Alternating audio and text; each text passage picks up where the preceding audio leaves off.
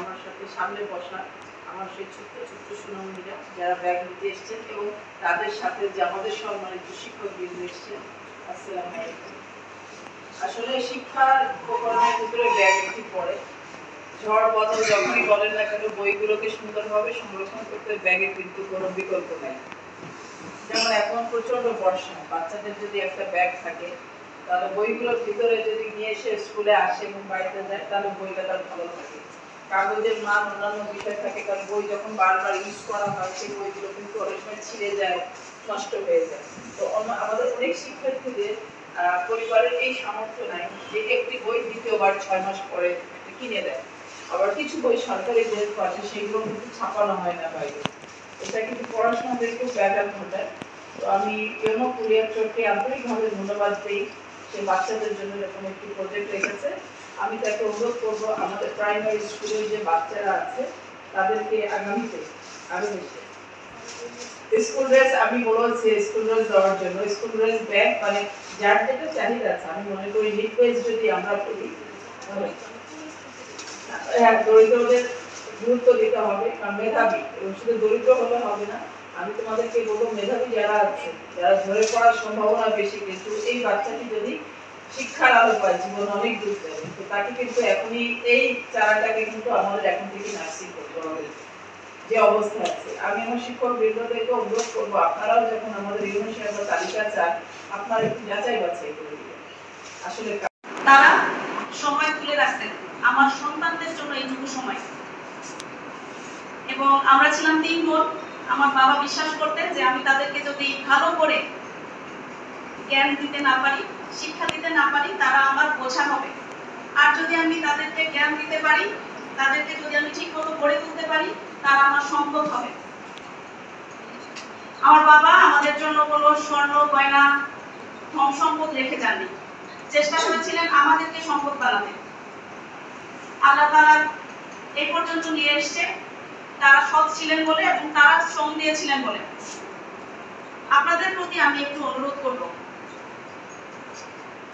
যারা বাবারা এখানে আছেন বাবাদেরকে বলবো, আপনারা তো ফেসবুক দেখেন, পেপার দেখেন, আমি মাঝে মধ্যেই দেখি বলে যে বাবারা সন্তানদেরকে বেশি সময় দেন সেই সন্তানেরা বেশি আত্মবিশ্বাসী হয়, ব্যক্তিত্ব সম্পন্ন হয় এবং ভবিষ্যৎ তাদের জীবন সুন্দর হয়। তাহলে বাবাদের সময় দিতে হবে সন্তানকে। আর ছোটবেলা থেকে তো শুনে আসছি যে আমাকে একটি ভালো মা দাও, আমি একটি ভালো জাতি উপহার দেব। তো এই পাশে বাবারা বেশি আছেন, এই পাশে মায়েরা বেশি আছেন। দুই পক্ষকে অনুরোধ, শুধু শিক্ষকের জন্য ভরসা করবেন না। আপনার সন্তানরা আপনার প্রাণপ্রিয় সন্তান, আপনার সম্পদ, তাই না? আমি আমার সন্তানকে সময় দিব, আমার সন্তানকে সঠিক পথে আমি পরিচালিত করব। এই প্রত্যয়টি কিন্তু থাকতে হবে। যদি আপনারা পড়ে থাকেন তাহলে আপনাদের বাচ্চারা কি করছে আপনারা জানছেন নাকি? বাচ্চারা কিন্তু নষ্ট হয়ে যাচ্ছে, কারণ তাদেরকে দুষ্টু চক্র ঘিরে ধরছে। নানা ধরনের বুঝে না, অল্প বয়স, কারোর সাথে শেয়ার করতে পারে না, যে যেটা রঙিন জগৎ দেখাচ্ছে সেই জগতে সে চলে যাচ্ছে। এই ভোগটা আপনি করবেন আজ থেকে 10 বছর পরে, 15 বছর পরে। সেই সময় হয়তো আমি আপনাদের সাথে থাকবো না, কিন্তু আমার এই কথাটা একটু মনে রেখে এখনো সময় আছে। বাচ্চাদের প্রতি একটু নজর দেন, তাদেরকে একটু সময় দেন। তাদেরকে নিয়ে বিকালবেলায় এই যে মোবাইল নিয়ে বসে থাকে, খেলতে যেতে চায় না, বিকালবেলা বাচ্চাদের হাত ধরে একটু হাঁটে, খোলা জায়গায় একটু ঘুরে দেখবেন বাচ্চাদের ভিতরে কত সুন্দর সুন্দর জিনিস আছে। তারা ইউজ করুক, ইউজ করতে বাধা নাই, কিন্তু যথার্থতার যদি ইউজ করে তাহলে তো সমস্যা। ফেসবুকে অনেক সময় গুজব কথা থাকে, ছোট ছোট বাচ্চারা বোঝে না, হঠাৎ করে রাস্তায় চলে আসে বিভিন্ন বয়সী, বিশৃঙ্খল একটা সৃষ্টি হয়, মামলা মোকদ্দমার ভিতরে পড়ে যায় যে কি মারামারি করছিল ছোট্ট বাচ্চা। তার শৈশবে যদি তার জীবনে যদি একটি দাগ লেগে যায় তাহলে এই বাচ্চাকে কিভাবে আপনি স্বাভাবিকভাবে বড় করবেন আমি তো বুঝি না। আপনাদেরকে অনুরোধ করবো যে এই বিষয়গুলোর দিকে একটু খেয়াল রাখেন, এই মোবাইলের ব্যবহারটা নিয়ন্ত্রণ করেন, তাহলে আপনাদের জেনারেশন, আপনাদের বাচ্চারা ভালো হবে। কারণ ভবিষ্যতে এই বাচ্চাদের সাথে তো আপনাকে থাকতে হবে। তো আজকে যদি আপনি মোবাইল নিয়ে থাকেন তাহলে বাচ্চারা মোবাইল নিয়ে থাকবে, আপনার দিকে তাকাবে না। বাবা মা বলে যে কেউ আছে দুনিয়ায়, তার যেদিন অভিযোগ আছে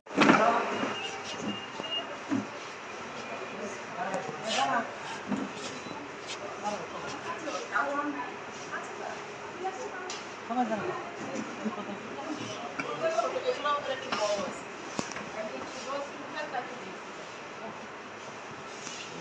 আছে,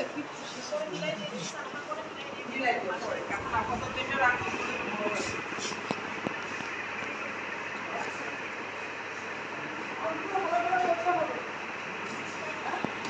ওই নিয়ে সুন্দরভাবে আসতে হবে। বলা যাবে না পেটের খানা।